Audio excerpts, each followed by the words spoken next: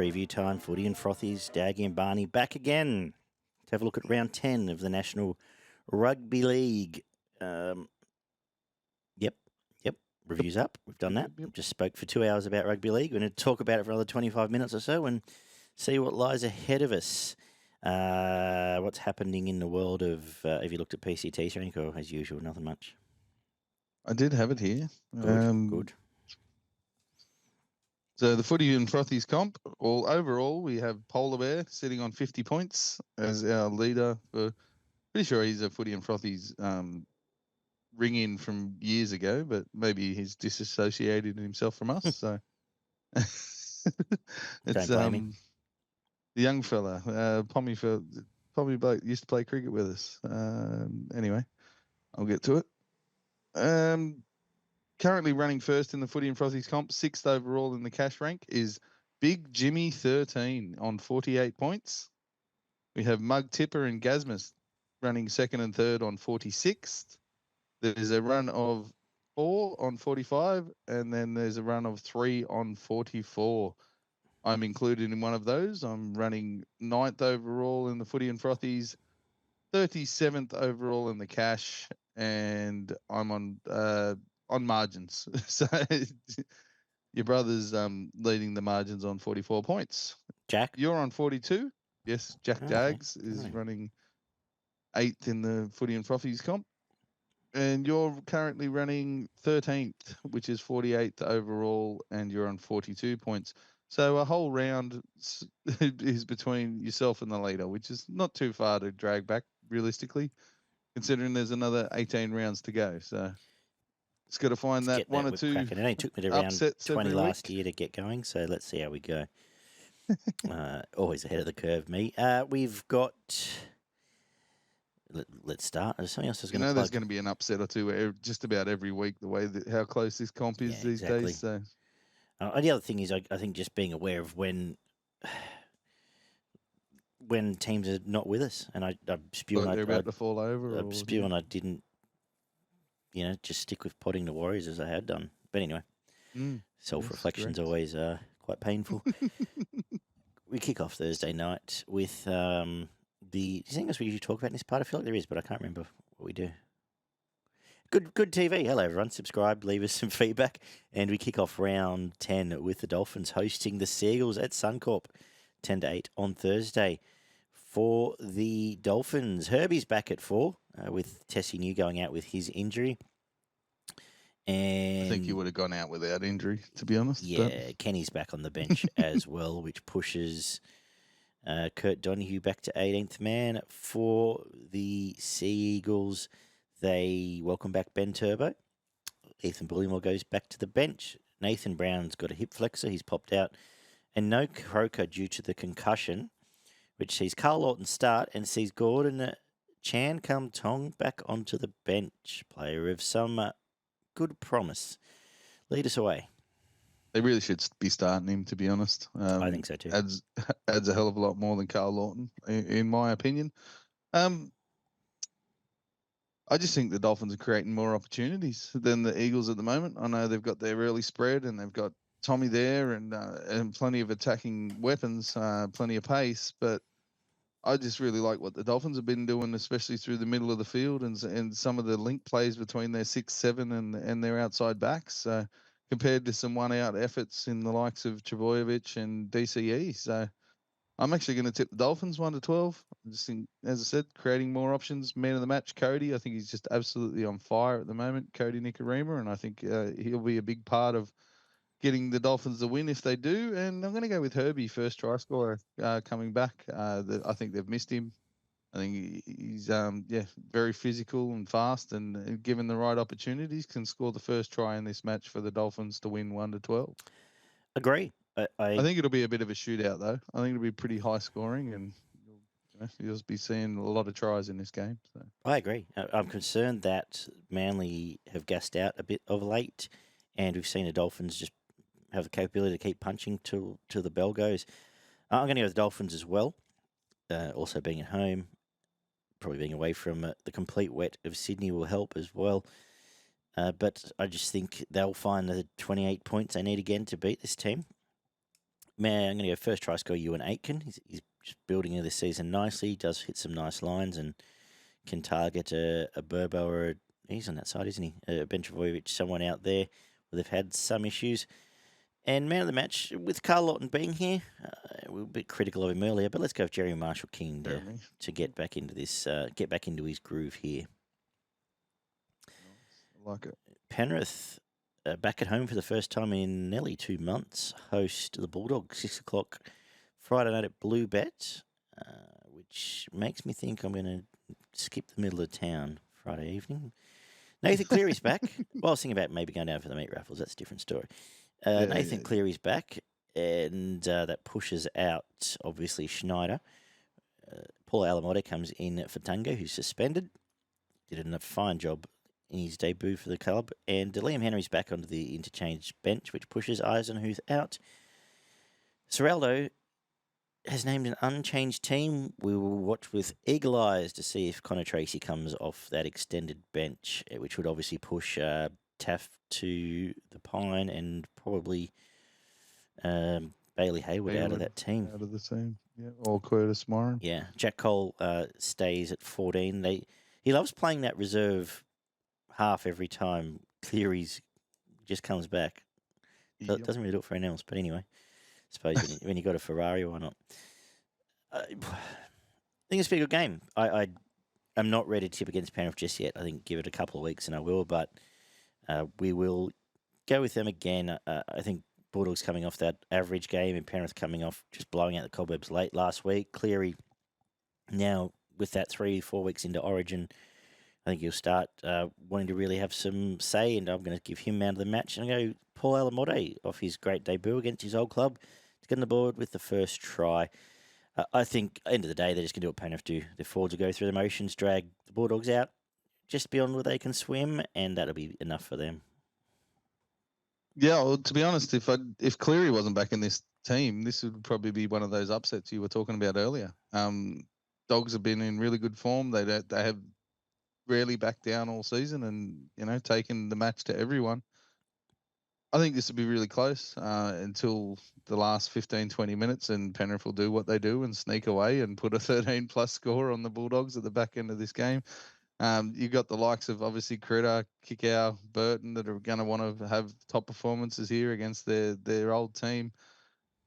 I think man of the match in this one's going to be Edwards. I think Cleary back just frees him up to be that player that just doesn't have to take so much responsibility off his own bat to try and create for everybody else, and he'll be the one on the back end cashing in off Cleary being back. So I'm going to go first try score. I think Mitch Kenny might just sneak over for a dummy half barge over at the start of this game and catch one of the lazy forwards out a little bit against the Dogs. But yeah, I think it'll be close for about 50 minutes, an hour, but the last 20 will be Penrith.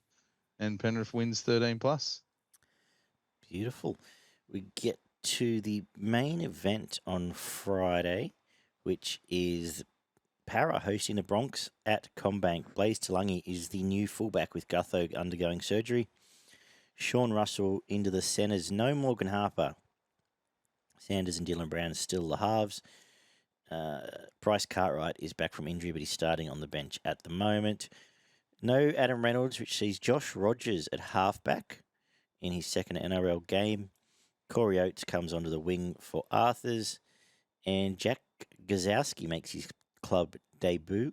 I wouldn't have minded seeing Tristan Saylor in it about the halves here, to be honest. More thinking about this, but not many other changes here. Ezra still 6. Look, any hope here for, despite the missing halfback, any hope here for Para? Tristan's still in 18, so he might sneak in there somewhere. But I think Para might even actually be on top after half an hour. I think Broncos will score early first.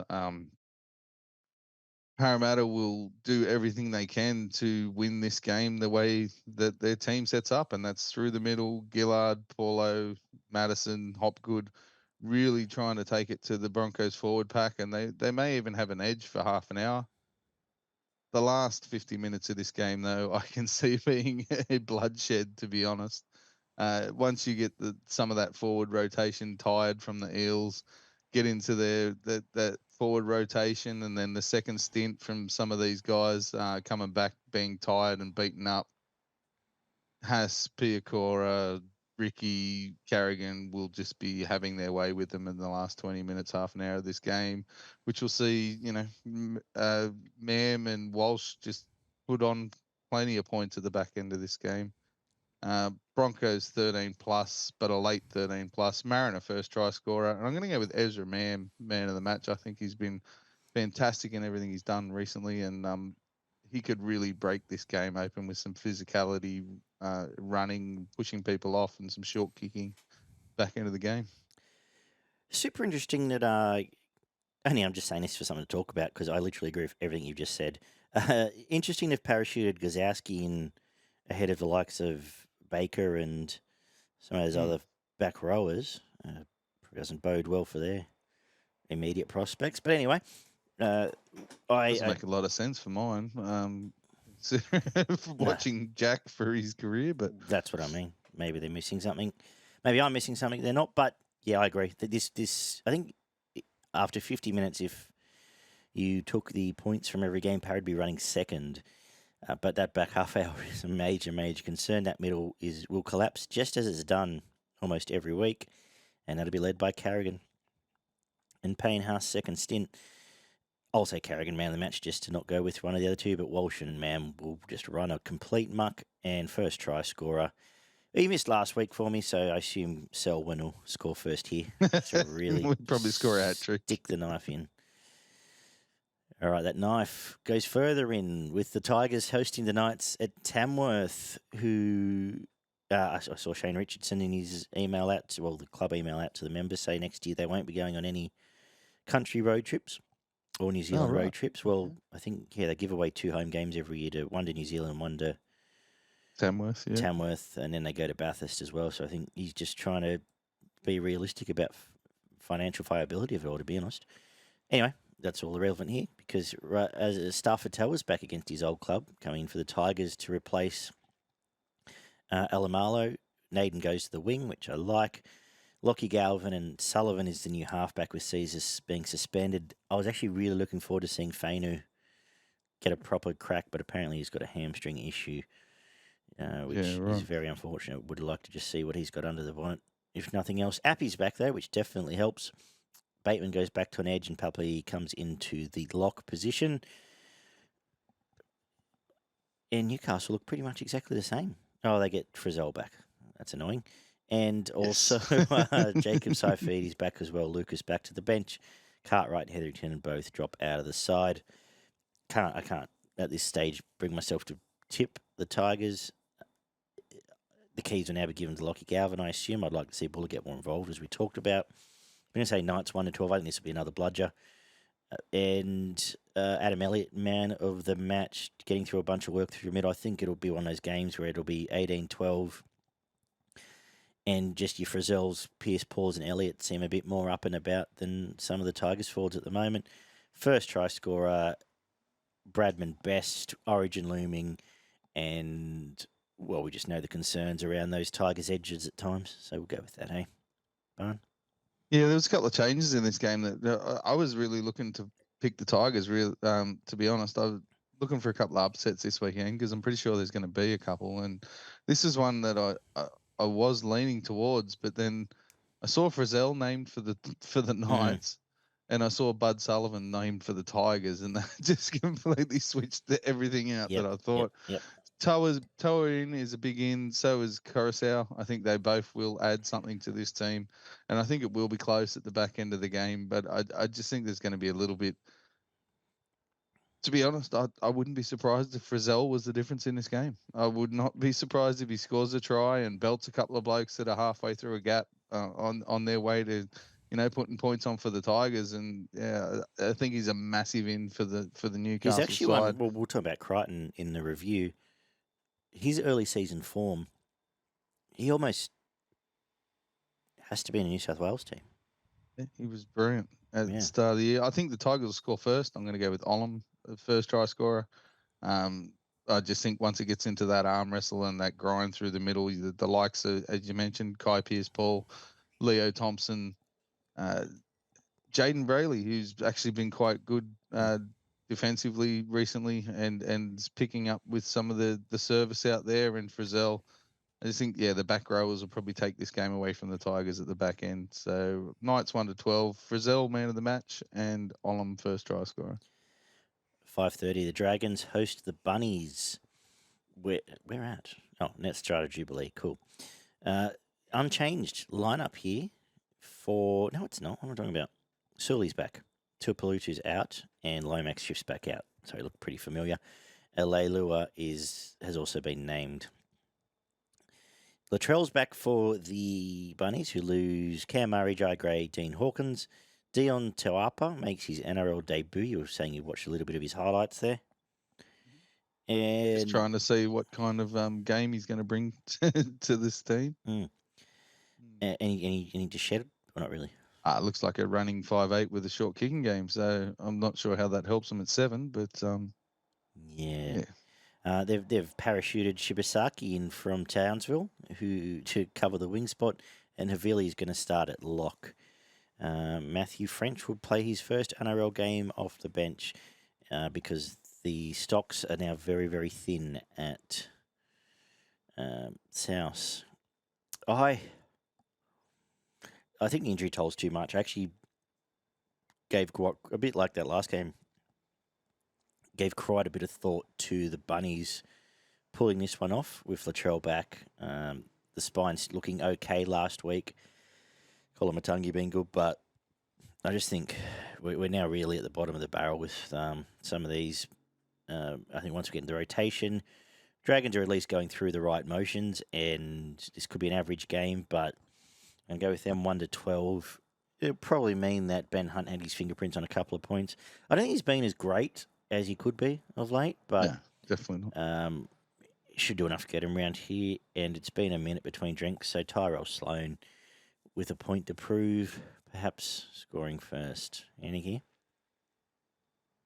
Yeah, I was keen on Souths, and then I realised that Murray was injured, and and Tass was injured. It feels like the game they'll get back on track, but there's just such a. I'm going to do it. I'm going to go with the Latrell. I'm going to go with the Latrell man of the match. I think him, Whiten, and Cody Walker are going to come out with a point to prove in this match. I really like Tallis Duncan, Tom Burgess on the bench. Mamazoulis is a much better player than Funamanu Brown, who did sweet fuck all last week against the Sharks, and I expect that to continue. I have no idea who Matt French is, but probably couldn't be that much worse than Ben Murdoch-Masila at his average that he puts out some weeks. I think they're really going to have to. I think the Dragons will really test them in the middle of the field, and will probably own the middle of the field for big parts of this game. But I just think South Sydney, they need to play a different style of footy. They need to play some touch footy, and they need to get the ball out and to these guys in the likes of White and Latrell and Walker. And I think if those three come out and play anywhere near their best, they can actually steal this one off the Dragons. I'm going to be completely wrong, and the Dragons will probably win 13+, and you can all give me shit for that later in the week. But I'm going to go South 1-12, man of the match Latrell, and I'm going to go with Ravalawa to score the first try for the Dragons. Actually, I could see South blowing them away here, and me like spending 60 minutes kicking myself when Latrell and Whiten just gets really going. Latrell, another, keep saying it, Origin looming, a real point to prove after these 3 weeks off. Just deciding today's a day to just be peak Latrell. Yeah, but and they might go back and be completely sheet the week after. But if they're going to do it against anyone, it's going to be someone like the Dragons. So agree. I'll take the crack at it this week. Of course. And then we got this. Speaking of crack, this is a cracker. That is an awful segue, and I apologise. Storm hosts the Sharks at Amy Park. Failongo named to start at 1 with Pappy's injury. Grant Anderson on the wing. Cameron Munster, Wishart are the halves. Christian Walsh starting, and Bronson Garlick comes into 14. Toby Rudolph's out for, obviously no Hughes. Toby Rudolph is out with Royce Hunt back, and that is the only change for the Sharks. Their first real test of the year. Kobe's done his knee apparently, so that's why he's out. And Royce Hunt's back. Okay. I've already heard it all. We've already heard it all year. Sharks can't beat anyone in the top. The top teams, and you're Of the already top hearing teams, it on. is it Storm? They have a good record. There's one that they go No, right it's against. not the Storm. Okay, it's not the Storm. They play well against the Storm, but they've lost their last 5 at Amy Park by 13 plus. So shows how much research I did today. But yeah, they obviously since 2016 there's been a rivalry there. The Sharks normally beat them at home, and then they lose pretty convincingly to the Storm down at Amy Park. But I'm going to go with the wet hair. I've already heard the excuses, that Hughes is out and such is out, and we'll hear it all if the Sharks do actually win this game, and it'll take them to actually beat someone convincingly with their full squad. But the Sharks have been doing everything right. They're playing a tough brand of footy. This will be a close game because the back rowers line up really good here. The Nakora Wilton up against Katoa Bloor is going to be a really big part of who wins this game. I think McGuinness will probably hold down the middle a little bit longer than some of these guys when they get into that rotation. Talakai's been fantastic off the bench. Ueli's warming into things. Nico Hines shit the bed last year when he went down there just before Origin and had one of his worst games of the season. I expect that to be different this year. The Sharks just seem like a different team for mine. I think that if they can hold the middle for long enough, some of these outside backs might be able to have a bit of fun against the likes of Remus Smith and Meaney, Anderson, and Will Warbrick out there. And I just think the Sharks might have an extra 2 tries in them. So I'm going to go Sharks 1-12. Going to go man of the match Nico and first try scorer Ronaldo Mulatalo. This is one of the upsets. When you talk about trying to find upsets to catch up, I feel like this is a game a lot of people just immediately tick Storm on their apps or however they put their tips in. I feel like I'm going to tip the Sharks. I'll tell you why the Storm can win, and it's because they weren't great last week. I reckon they would have rocket during the week. Absolutely. And they'll come out here with more intent, get physical, try and drag the Sharks into this game. And Harry and Munster Harry Grant and Cam Munster, they're pretty good at what they do. Failongo becomes scary, given a roaming open field to play with, and I think their back rows are flying at the moment. And being at home, I think it's just going to be one of those games. I think they're just going to win. You're going to talk yourself out of it. Well, put it this way: on this show, I'm going to tip Storm 1-12, jumping at shadows. I'm going to go man of the match Munster, first try scorer. Actually, think it's going to be Katoa, just coming back, barging over there. Some size. One of those back rows with some size, I think, can get into this. But as I said, I think this is a great chance to. I think people will still sleep on the Sharks. I think this is the game I want to tip Sharks in. And the Panthers game coming up is a game I'll tip the Sharks in, where you can claw a point back in a tipping comp. You might also lose. I just really like, if the Sharks can hold the middle, I'd really like that matchup 1-5 for the Sharks. I know Failongo could do anything. Just looking, but on paper, 2 through 5 it's not even a contest. We'll see what the weather's like and how if the Sharks are going to drop every second ball that they pass, but. I believe Sharks are about $6 for the minor premiership. It's starting to sound all right if you like future betting. I'm not sitting here saying they win the comp, but they still have a pretty cozy back end of the draw. They're not getting pretty Origin proof. Yeah, once they get out of Origin, yeah. Losing Nico potentially for a bit in there might be a concern, but other than that, they're pretty bomb proof. You know what you're going to get every week. Anyway, Roosters and Warriors at Allianz is the first Sunday game. Chooks have Tupou back, Wira Hargraves back, Victor Radley back, and Spencer Leniu back. Lucky they've been struggling. Connor Watson goes back to the bench. Spencer's coming off the bench. Terrell May still on the bench. That means obviously Radley 13, Jared starting, and Suwali goes back into the centres, which pushes Junior Ponga out of the team. Tupanua out, Butcher out, Wong all out. Warriors have got Mitch Barnett into the back row. Bunty Afoa starting. Tom Ali, Jazz Tavanga, Adam Pompey on the bench. Still got the same back 7. the official is Casey Badger. And I'm sure if Roosters are down by 10 with 10 to go, I'm sure Tedesco and Jared Weir-Hargraves and Lindsay Collins are going to be very polite and friendly to Miss Badger, and there'll be no issues at all at the back end of this game. Absolutely not.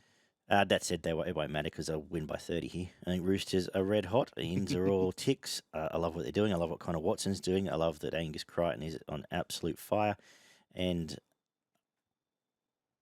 what's more to add? They're airborne. Teddy's ready to go. Another one ready for Origin. First try scorer, Manu. Those edges, as we've talked about, are a real concern, and he'll get over there first, him or Young. And I'm going to man of the match. Guzzy Crichton once again. Make it 4 in a row, hey? Yeah, absolutely. And the Warriors have, we've seen what they've put out the last 2 or 3 weeks, and that is the skinniest interchange I've seen out of a Warriors team for a couple of years. 12 months, 12 months, 24 months. This could be an absolute demolition job when they start getting into that forward rotation. Can you imagine Afoa, Fanua Blake, and say Barnett taken out of this team, and then you put in Ale Tavanga? Where do you put Pompey? Walker will do what he can in the middle, but I think the middle gets blown right to pieces either side of halftime. If the Roosters continue with their direct play that they've been going with, I would expect a 13-plus performance out of the Roosters. I'm going to go with Teddy man of the match. I just really like what he's been doing recently, and I think he'll find a couple of holes here and get into the backfield, whether he's setting up tries or scoring them himself. And then I'm going to go with Suwali to score the first try for the Roosters. Someone who's going to be fired up and coming on at exactly the right time. $7 Spencer Leniu anytime. Try scorer looks very, very juicy to me. We're going to wrap this up with the Titans hosting the Cowboys in another head scratcher here. The Titans lose Tanner Boyd, so Chris Randall's named at 5'8", 4 in at 7. They get Mo back at prop, and Kau Keeney comes onto the bench at 14 for the Cowboys. They lose Jake Clifford with Townsend coming in. The rest, is what it looked like last week, pretty much. And it's going to be quite an interesting game. What do you think? Well, to me, that says Keeney coming in on the bench at 14 says to me if Randall's not offering anything at 6, you're going to see AJ playing a fair bit of 6 during this game, and Keeney coming into fullback. I really like what the Titans have been doing. They've been warming to the task. The Cowboys have been going the other way recently. A Cowboys win wouldn't surprise me, but I'm going to go with the upset again. I'm going to go with the Titans 1-12. I'm going to go with AJ man of the match. I think he might even score early playing fullback and then go into the 6 and start creating for other players on his outside. And Dave Fafita, if he's, even if he does sign with the Panthers come Thursday, I think he's going to be the first try scorer in this game down that left edge for the Titans. Titans building this last month quite well, and I know Cowboys are coming off, not long ago playing Penrith, but Titans defense this going to make sense. I think Titans defense can win this game. I think Cowboys will still concede 20-odd points, and I think Cowboys will still concede 20-odd points to the Titans, whereas I think Titans can hold the Cowboys well enough here. But a good one for an overs bet. We are in agreement. So I'm going to go Dave Fafita man of the match. I think he can run amok out there. And first try scorer, Brian Kelly. Out there teasing Holmes. Nice. But another good one, as we said, we can maybe peg an upset. Have you got your bets, or do you want to save that for socials? No, I haven't had a look at any bets. Save that. Check out our Facebook threads and Instagram. We'll put up both our bets. But I suspect Spencer Leniu might be involved in having just looked at that. And what's got you frothing?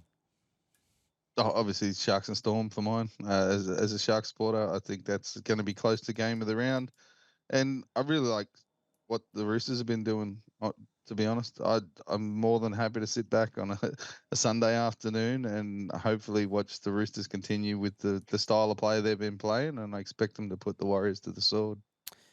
I agree. I think that Sunday's very interesting. First of all, Roosters have now quickly become just about my favourite team to watch. So watch them rack up some points. And then I reckon that 4 o'clock games could be a complete car crash, but I don't think it will be boring, which is the most important thing for me on a Sunday afternoon. True. Yep, so looking forward to seeing that. Seeing AJ perhaps nail down a 14 spot there for Queensland. We will leave your teams below in the comments, your 1s through 17s for either or both states, and we'll read out ours next week, spend a bit of time on that. Otherwise, we will talk to everyone soon, and then we'll preview Magic Round, which is coming up. Thank you, Barn. Thank you, mate.